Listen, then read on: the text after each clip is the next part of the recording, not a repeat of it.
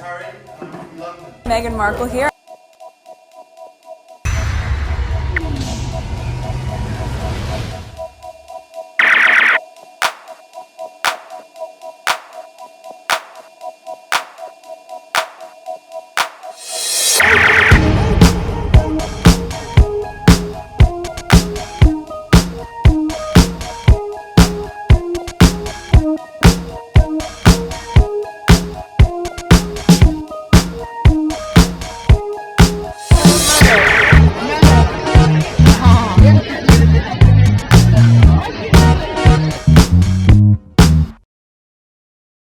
Today is October 17, 2024. It is 2:47 a.m. This is video number 2. Video number 1, I went on a long thread of Kamala Harris doing the interview on Facts with Brett Baier or something. And at the end of the video, I shared different clips of Mark Cuban, his perspective of why Donald Trump is unfit to be president, and the business perspective. So now I'm going to continue the video I shared with you on my last video. This will be the first video that I share with you, the first tweet. So before I do that, let's look at the background for record purposes. 4,452 subscribers, new subscribers, welcome. Estimate revenue, $100.75. Analytics, 1,380 views in the last 48 hours. Okay, I said this will be the first video. But before I share that with you, because some of you are here for Sussex Squad, or here for Harry and Meghan, before I started this recording, I went to look what's new. And I did find something that's new. So here it is. Where is it? Oh, shit.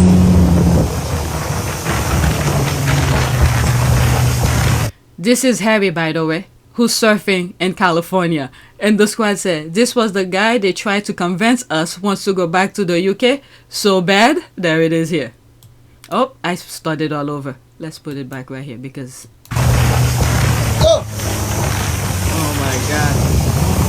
Get up! It reminds me when he went down the slide. Move up! Yeah! When he was in Canada. Oh yeah! my God. Shit. Yeah! Love you, brother! Yeah! I could see Archie's gonna be a surfer. Oh my God. Yeah! Move your shoulder! Yeah! Nice! Oh Thank my you. Lord. Keep going! Yeah! Yeah, my brother! Oh my God. And it's freezing right now in my area. The cold is starting to set Come in. back to me! Come back! Come back! So it seems like he's learning to surf. So he's getting the hang of it if he never did it. The water is so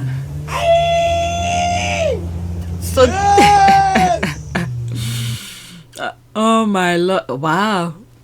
But anyway, so I thought I'd share that with you. Alright, let me retweet it. It's 24 minutes ago the squad shared it. I'm telling you, some squaddies have some really good clips. So that's that. Now let's go back. I told you there was absolutely nothing on Twitter for me to share with you. This one actually was posted while I was doing the last video. So when I saw it, and I thought I'd share it with you. So now back to politics. I'm probably gonna try to put it on a short video for some people. Maybe that will be the first one that I edit. Alright, so back to politics. Breaking, Kamala Harris is delivering her most powerful address yet as she slammed Donald Trump for violating his oath of office. If he did it once, he will be sure to do it again. When did they post that? 16. That was yesterday. Okay, so let's listen. This one is only 29 seconds. And I have never wavered from upholding that oath. And this is a profound difference between Donald Trump and me. He, who violated the oath to uphold the Constitution of the United States, and make no mistake, he who, if given the chance, will violate it again. Okay. Some of you who are new, I think my first 200 subscribers, people will know about that because I made a big deal when I reached 200 back then on PYTE. Go back to 2020, 2021 videos, I spoke a lot about some of those politic aspect of things. Okay. So the choice is clear. Vote for Harris 2024. Okay, I thought that was a mini thread. I don't want to look at that. I don't want to go too much into the comments. I want to make it quick. All right, so let's go to the next tweet. And then I was looking at, let me pause this. I was looking at some comments, some of the squad, like Henry VIII, one of a very good squaddy. The other day I did a video that I went over some of her tweet, because I don't follow the derangers, I don't follow the royal rats, British media, press, and stuff like that. So when the squad are talking about it, I tend to go and look what they're making reference to, so I could share with you. Because if you follow those derangers, they will literally make your life miserable if you really pay too close attention to them. So I don't follow them. So I did a video where I read some of the tweets that Henry VIII did. As a matter of fact, on my thumbnails, I put a picture of Henry VIII. All right, but next tweet. Brian Steller, this was one of the most adversarial interview Kamala Harris has probably ever done. A lot of viewers are going to come away saying, wow, she's willing to do that. That's a sign of toughness and strength. Okay. Remember, on my last video, I said, at the beginning of Kamala's campaign for the presidency, once she was nominated, when President Joe Biden stepped aside, one of the things that she did is follow Harry and Meghan's blueprint. She did not give interview to mainstream media. She did not give the mainstream media an ounce of any soundbite from her speaking to the media for them to use against her. Instead, she introduced herself, or should I say reintroduced herself, to the people. The people's gonna vote for her. She did a lot of town hall rallies, this kind of thing. She went around the country talking to the people. And then I would say maybe last month, she did 3 interviews.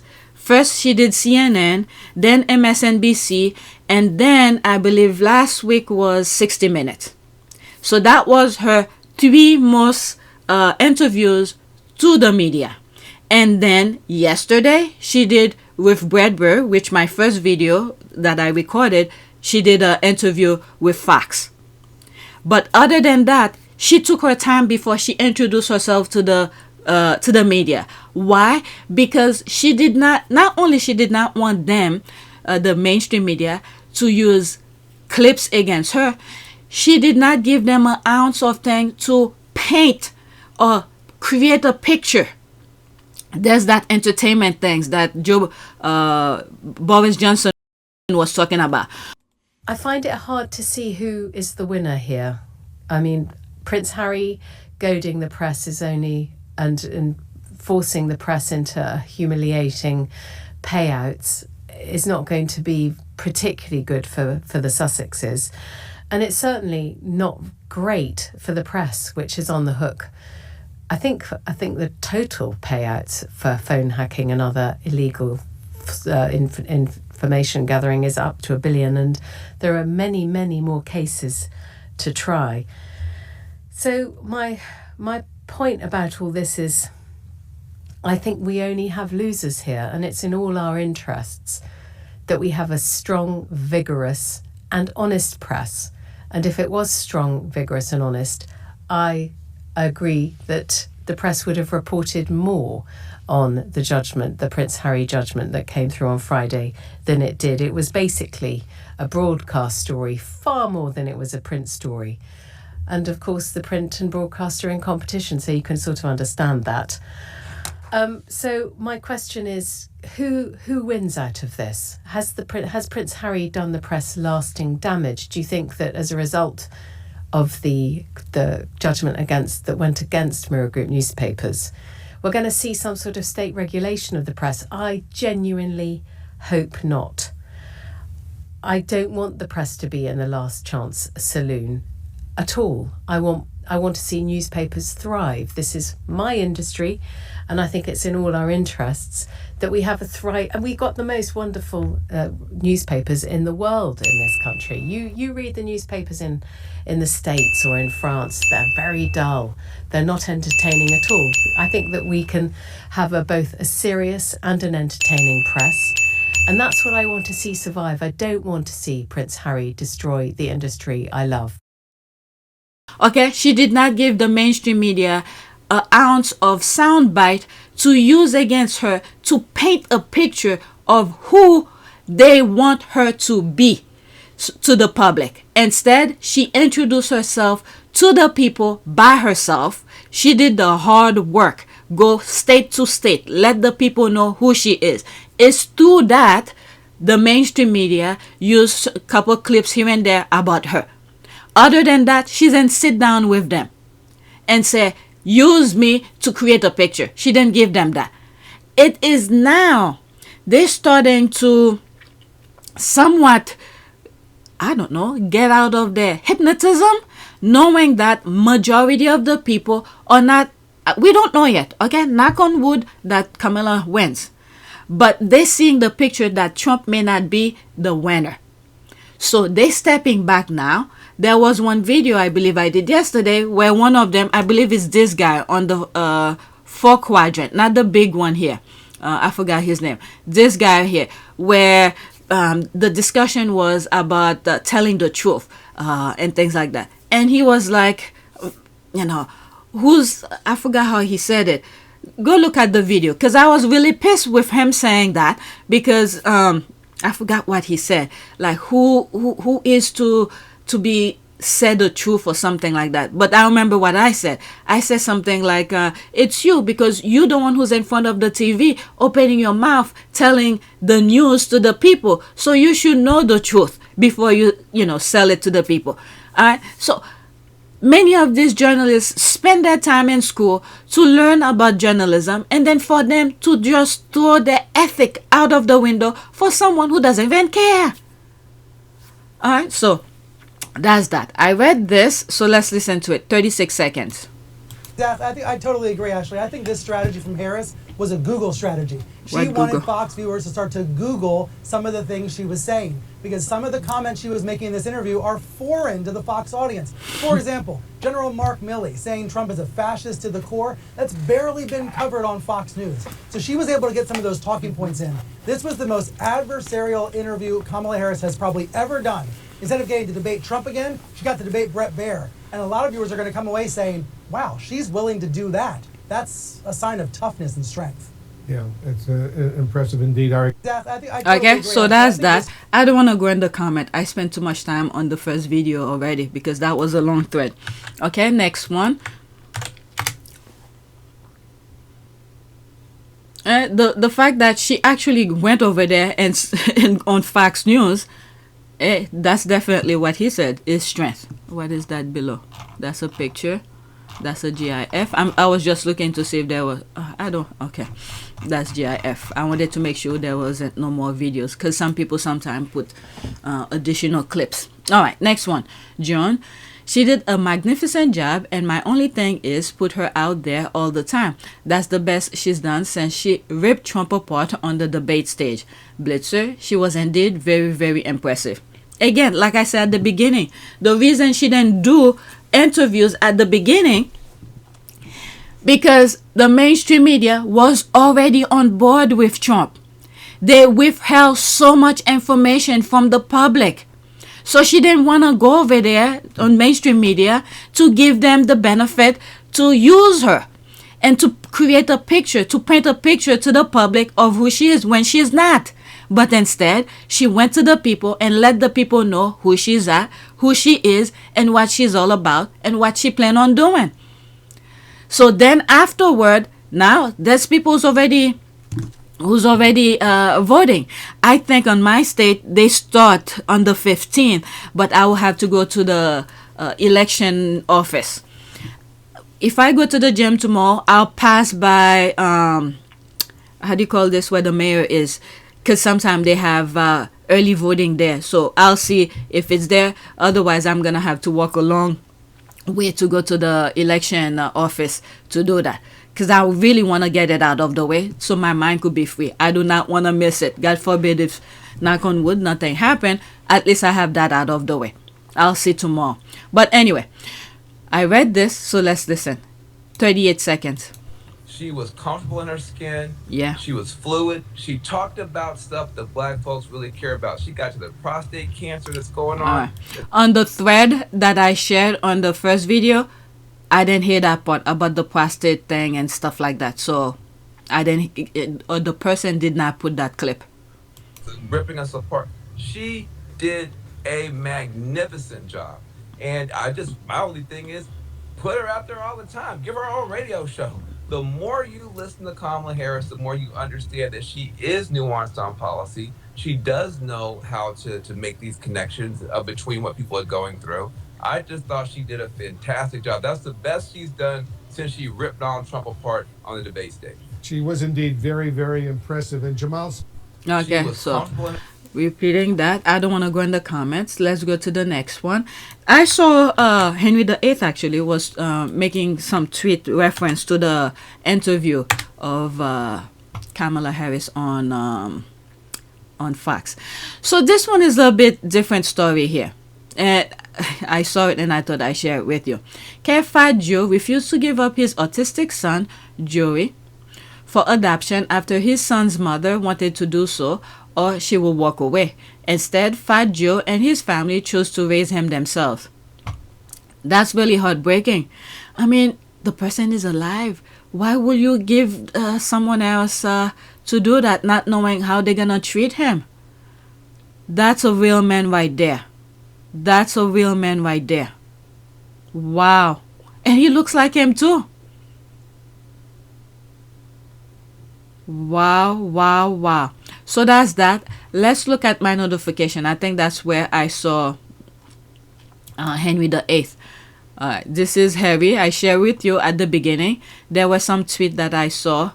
Okay, you can tell Kamala Harris did well because Brett Baier wouldn't let her finish a sentence. So she did a minute thread. And that will be the last one that I share with you. I saw the part about that One Direction guy that I wasn't really...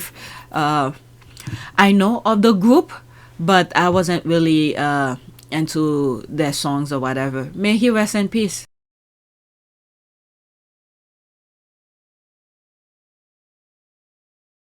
I think he was 31 or something that I saw. Okay, this is Henry VIII. You can tell Kamala Harris did well because Brett Baier wouldn't let her finish sentence. I can tell Kamala Harris did well because of all the press, maggot, and my comments. Okay, LOL, she interrupted him. Well, I saw, at least the clips that I saw on video 1, the guy asked question but won't let her finish. So she started talking over him because she wanted to get her part out. Because what I saw was that he wanted to get the sound bite out for Trump, for their minions to hear, but not to hear her side of the story. So she talked over him at the end, so she could get her response. Alright, so there's that. She crushed it. Every interview, love to see it. I noticed that too. There's the thumbs up. Speaking of Brett Baier, can he even blink? That I worked. Nah, that's not what happened at all. I saw it. Okay, you guys could watch. Go on any why would you say that? Any YouTube videos. Go watch it or go watch my video because I saw it. Okay, I did pause in between some of them. So if you don't want to listen to that or see those type of thing, so just go where they will share it completely. Okay, so that's pretty much it. So please take a moment to subscribe, like, and share. If you want to support this channel, there's a payback. Let's see here. Let me pause for a second. All right, so I was gonna stop. So when I see this clip, and I thought I'd share it with you. There's this other actor. What's his name? Something Quinn. Many people, many of the squaddies then know he was a MAGA, campaigning for Trump. But anyway, let's listen to this. Never seen this clip of Jeff Daniels going off on Trump and Republicans. Every single word on fire. Aside from, I don't want to pay taxes. It's race. Okay? 1 minute and 42 seconds. Let's listen. That's what I see when I look at Trump's rallies. That's when I see the lies spewing at these people and people going, I got to believe in something. And he said he'd bring my manufacturing job back and she didn't and I'm all in.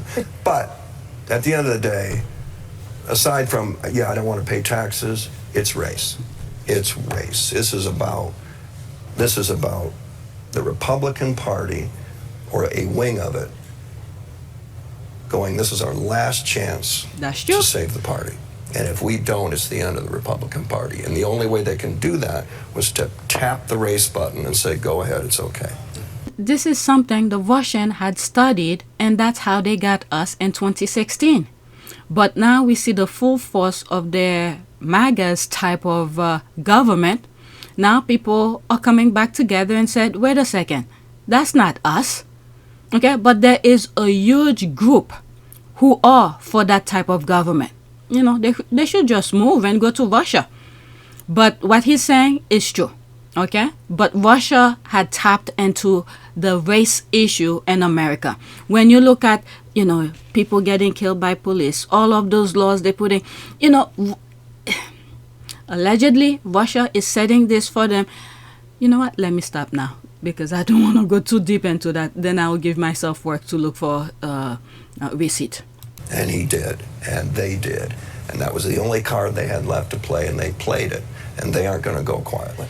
And that's why you look at the cowardice of the 15 or so Republicans in the Senate who are still quiet. And I'm not talking about Bob Corker and Jeff Flake and who's the other one that went out the back door. Yeah. You know, that's not courage. That's not courage. That's making sure you've got a job somewhere after politics. Courage is standing up and being a true patriot like we used to have way back in 1776 and all of that. We need so. Who are the heroes going to be? Is it going to be the Daniel Ellsberg Pentagon Papers guy? Who's that going to? Who's the guy in the Justice Department that's going to go, here, Washington Post, here's the unredacted, go.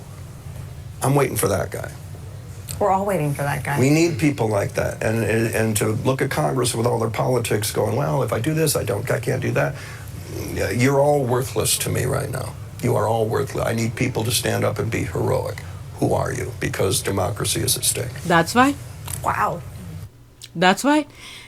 Anyone who's been watching my videos, many of some squaddies who come in and say they're not about politics, because the thing that I was seeing, it was too grave for me to just shut my mouth.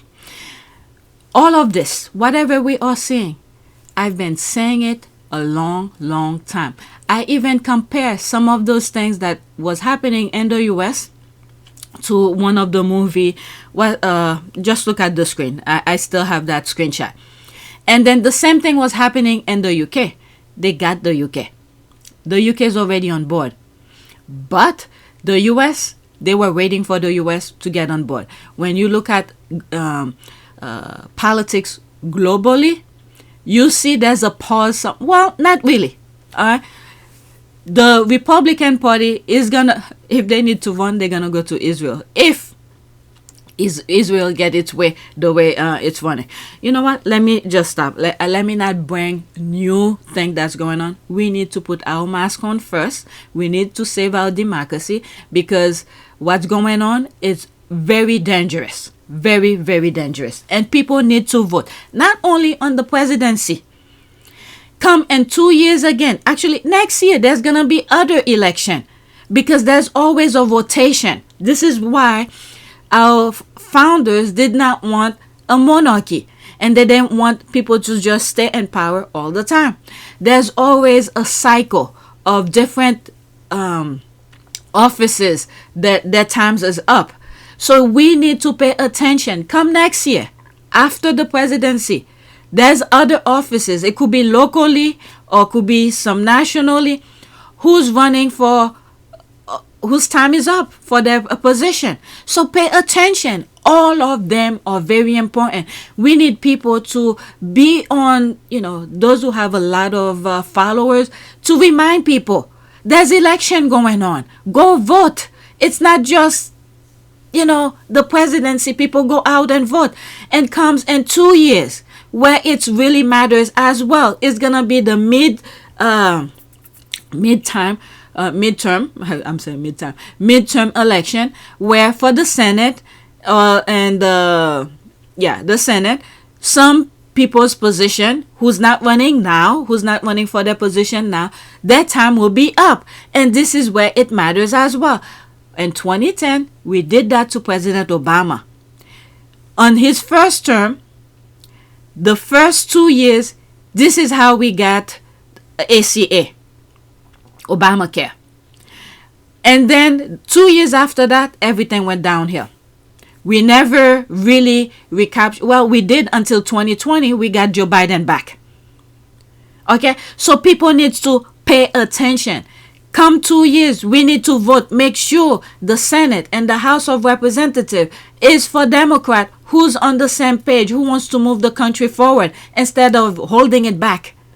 In 2 years, okay, people need to remember that. This year, which is like right now, go vote.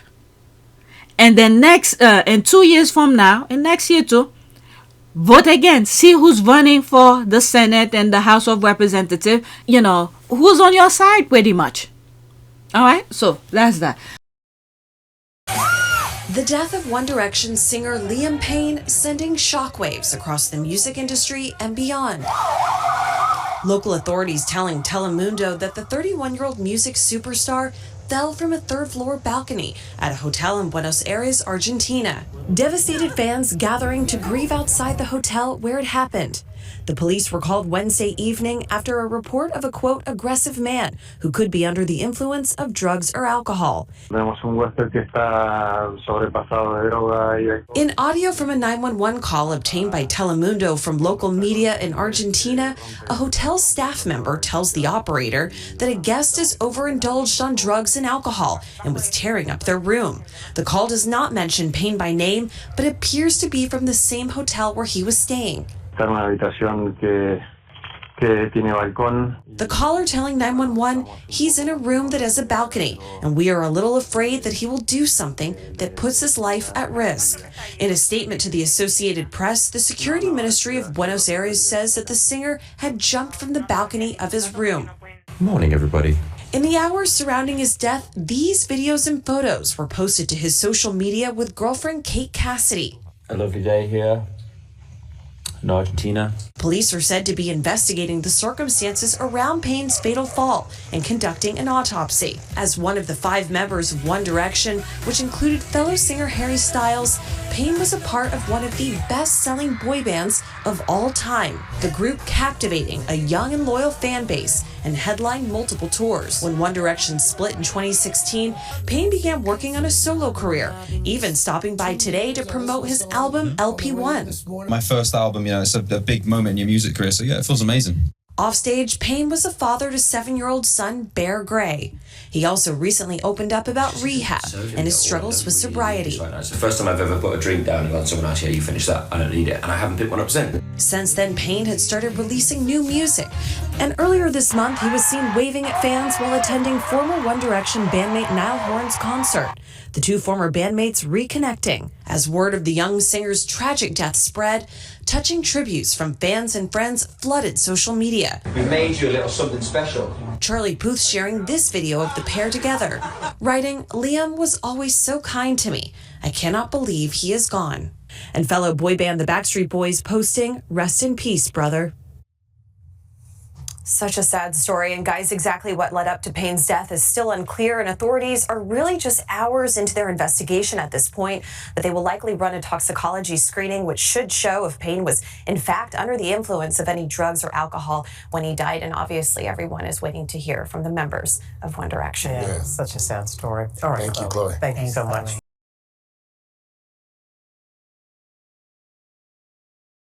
Please take a moment to subscribe, like, and share. If you want to support this channel, there's a PayPal link and a Cash App link in the description. You could donate. Those who have donated, thank you. So the reason I did these 2 videos about politics today is because there's really not much things going on regarding the Sussexes or the, how do you call this, or the royal family. The only thing that they're talking about is the king is going to Australia, and then there's a lot of shades that is being thrown out there. They don't want him to come. All right, and then there's other videos. This is the one that I just said that I like. Maybe at one point, if I have time tomorrow, there's other videos, tweet I should say.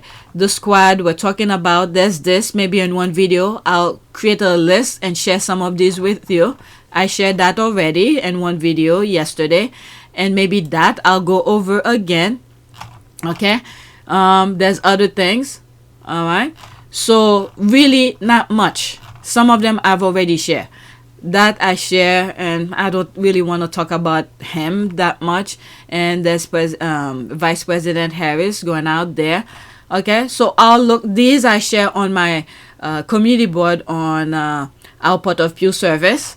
Okay, so there's other things. Alright, so I'll look what I could gather from things that this one is very heartbreaking, seeing the monkey holding the dead child. Yeah, it's really very painful to watch. The pain. Death is death. It hit all species. My goodness. But anyway, I'll go to my likes throughout the day, on my phone. I'll like some stuff, and then at the end I'll come and share some of them with you. Okay, so that's it. This I've already shared in a video. Alright, so that's it. Thank you for watching. Really, there's nothing to talk about regarding the Sussexes with what I just showed you, heavy surfing.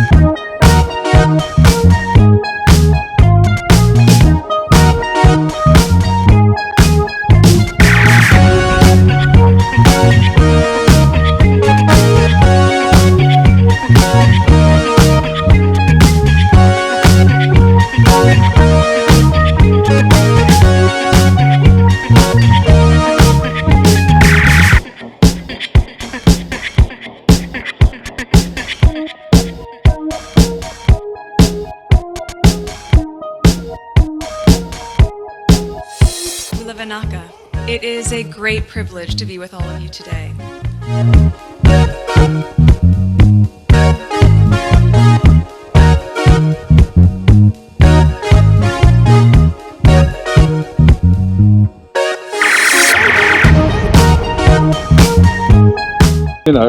We ask for forgiveness and please come back.